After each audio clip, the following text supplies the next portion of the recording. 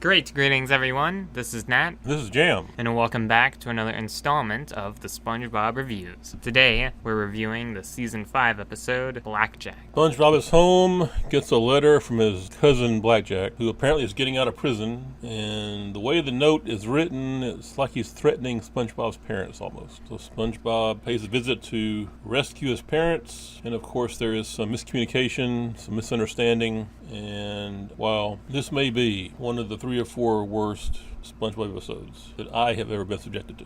Let's start with the first problem, the story. It has a good idea, but instead of having the climax be actually interesting, instead they have to go for the misunderstanding thing. And the reveal of Blackjack being really small at the end just makes no sense at all. We only see Blackjack through flashbacks. Yeah. As this huge, powerful, big bully. I don't know if this was supposed to be a thing where he remembered Blackjack being worse than he was, but you can't really tell because they don't write anything about that. It just kind of happens, and the episode just kind of ends. It's hard to tell what the intention was. I'll give the episode credit for one thing. It's a different kind of episode because, with the exception of Gary at the very beginning, you got all these people who aren't normally in the episodes. So you got SpongeBob in a different environment. We get to meet his uncle, something or the other, who apparently used to be a police officer, I guess, at one time. Which just leads to this section that's just not funny, where he just does yard work. And it goes on for a while, too. I know the episode's trying to have an intense story, but it just grinds the episode to a halt and takes away just all the tension and just makes it a chore. And usually, if a story isn't too good, sometimes an episode can be redeemed by good jokes. Penny Foolish is an example of this. But there's only one good joke in this episode, and that's the ride to Blackjack's house. And it's one of those things that doesn't make any sense because it wasn't in the wide shots beforehand. Even the one good joke in the episode still is inconsistent to a previous scene.